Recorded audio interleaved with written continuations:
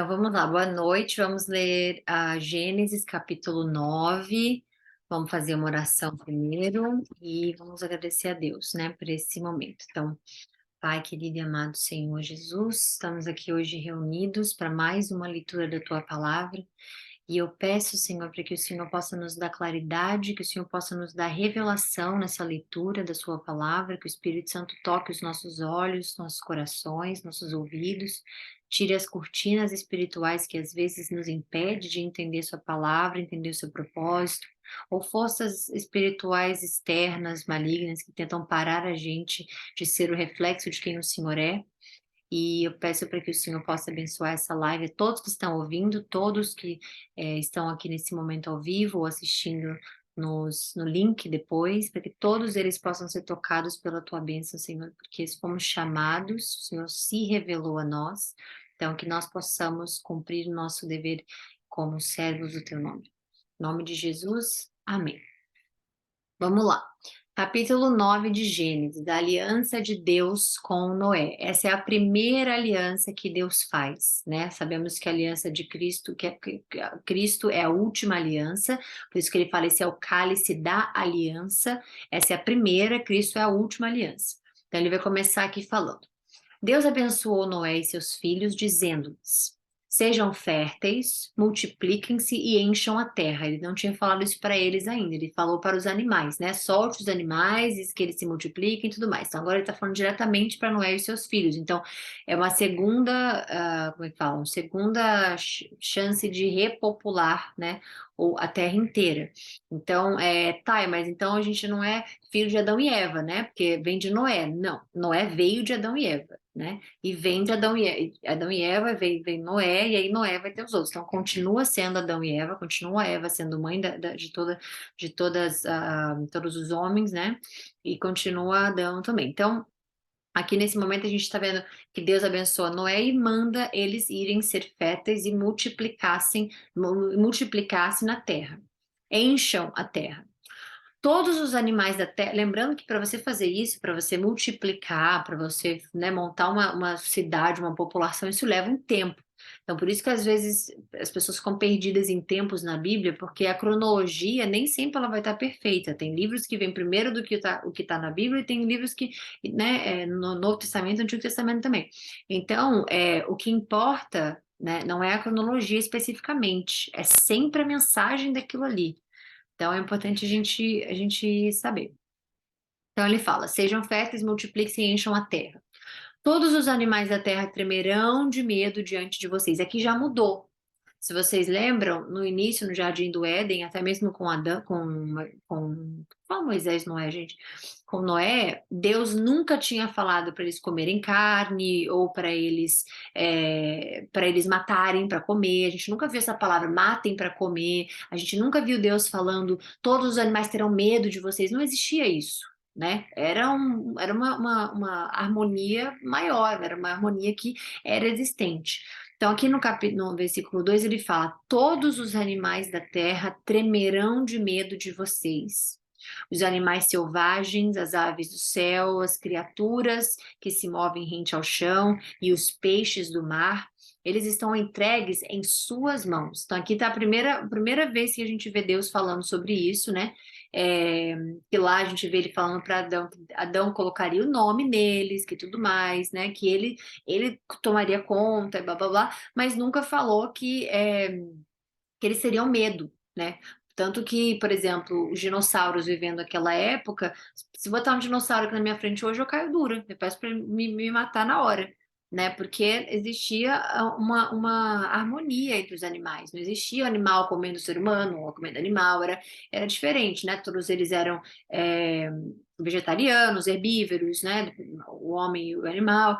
Então, não tinha essa coisa. Agora não. Agora começou essa, como é que fala? Começou agora essa parte que Deus fala, olha, você tem isso, eles vão ter medo de você aqui, eles vão ter medo de você ali. Então, é isso. E aí ele continua.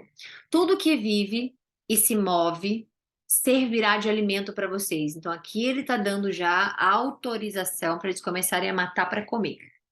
Assim como dei a vocês os vegetais, agora eu dou todas as coisas. Então, nesse novo sistema que Deus está apresentando, nessa segunda chance de vida, né, de viver, agora matar os animais para comer é disponível, agora é autorizado por Deus, né? Assim como dei vocês os vegetais. Antes era só vegetais. Agora eu dou todas as outras coisas. Mas não comam carne com sangue, que é vida.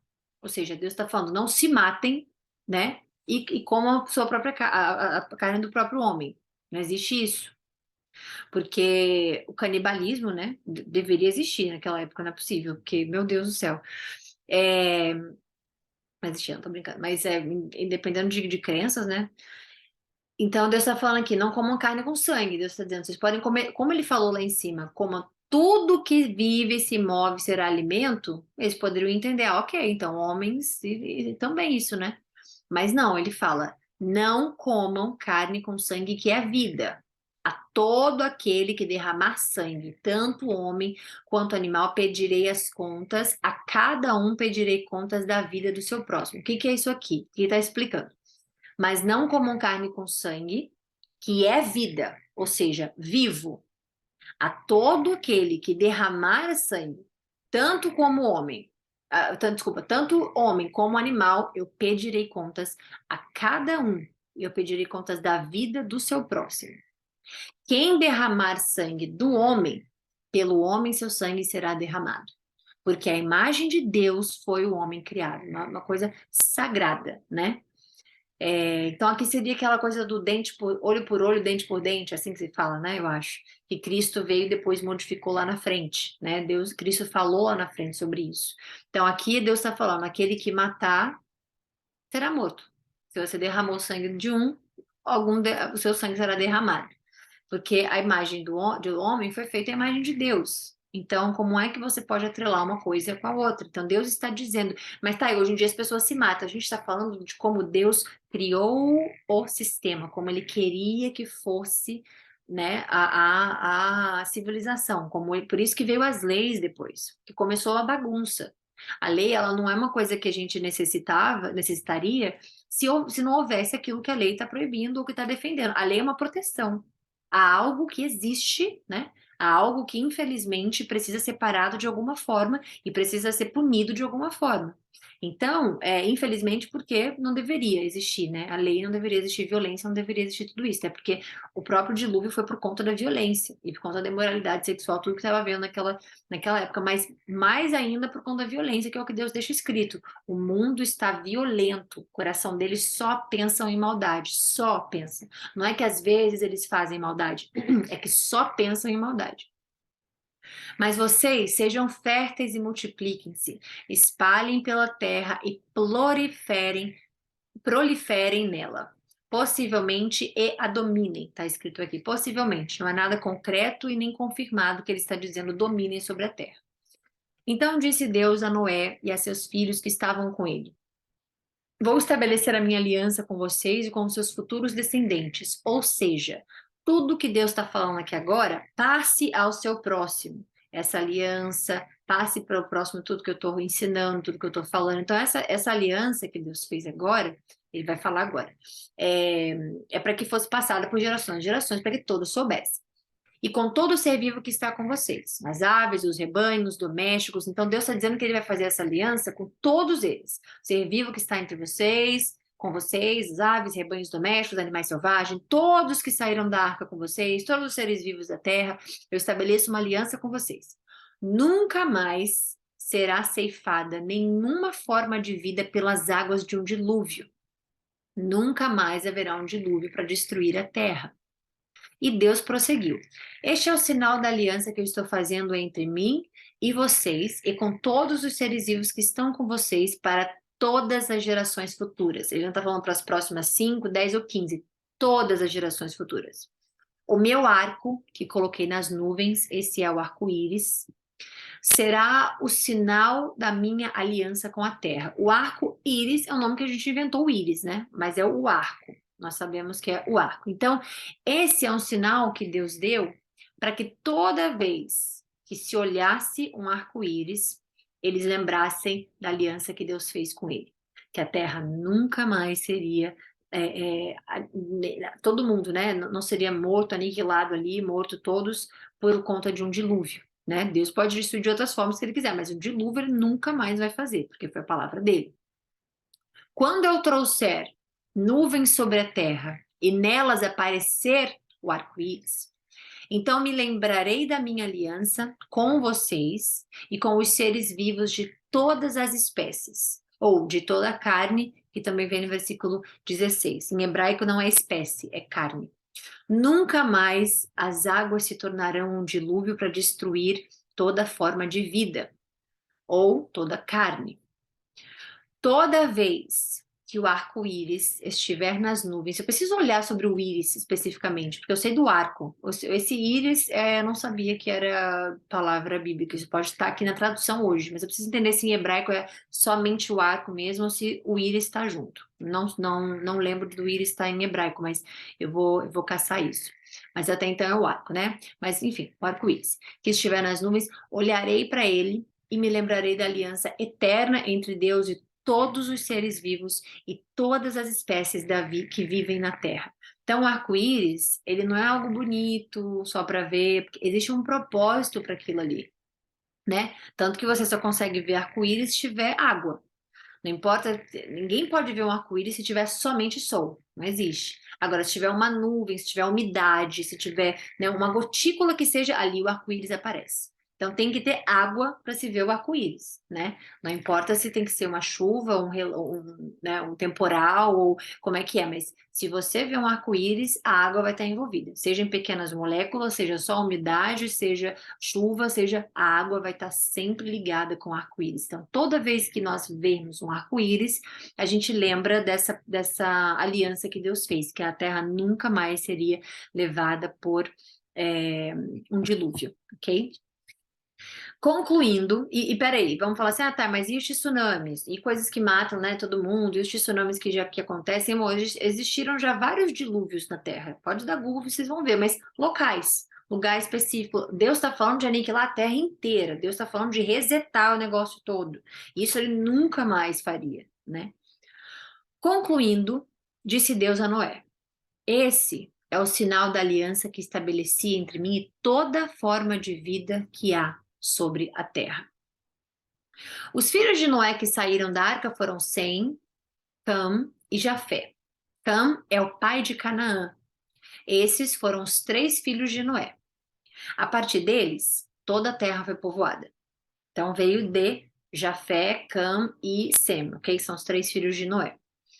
Noé, que era agricultor, foi o primeiro a plantar uma vinha. Bebeu do vinho, da própria vinha, embriagou-se, o problema está aqui, embriagou-se e ficou nu dentro da sua tenda. Cam, pai de Canaã, viu a nudez do pai e foi contar aos 2 irmãos que estavam do lado de fora.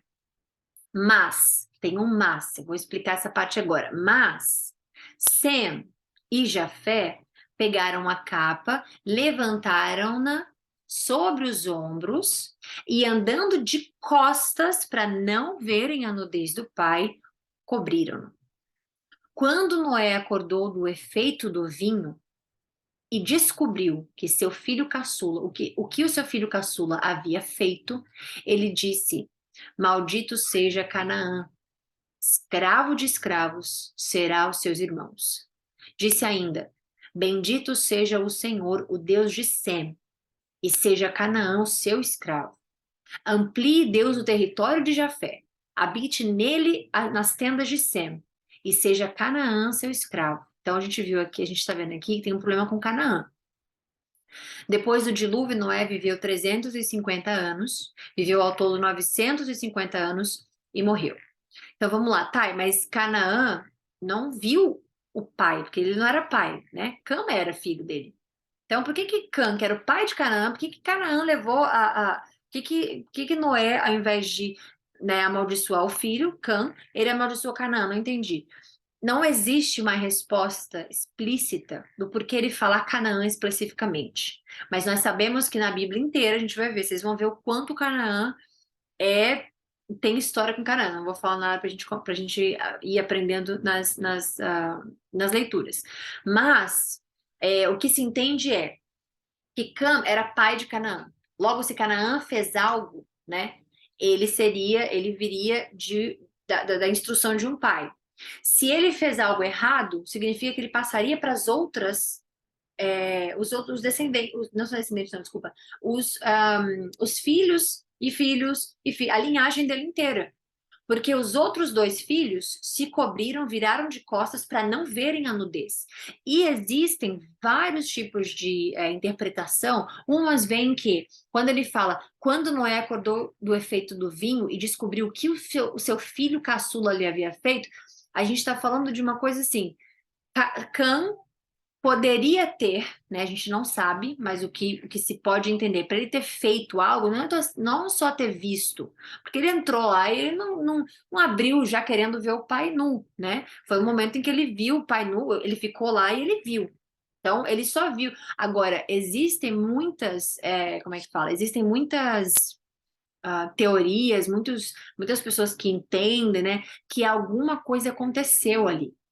Então, tem pessoas que creem que Cã, por exemplo, tendo um filho, né, Canaã e tudo mais, ele tinha uma coisa de imoralidade sexual, acredita-se que ele tinha alguma coisa com homossexualismo, acredita-se algumas coisas que a gente não, são só especulações do porquê ele viu a nudez do pai e o que que ele fez, né?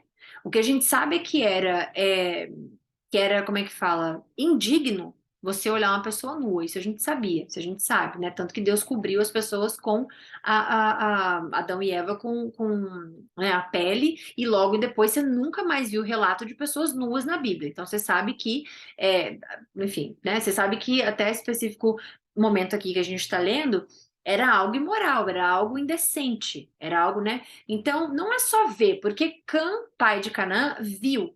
Aí existe no hebraico, por exemplo, esse viu poderia ter outro significado da palavra, né? Então a gente não tem, a gente não sabe especificamente o que aconteceu, mas algo aconteceu na tenda.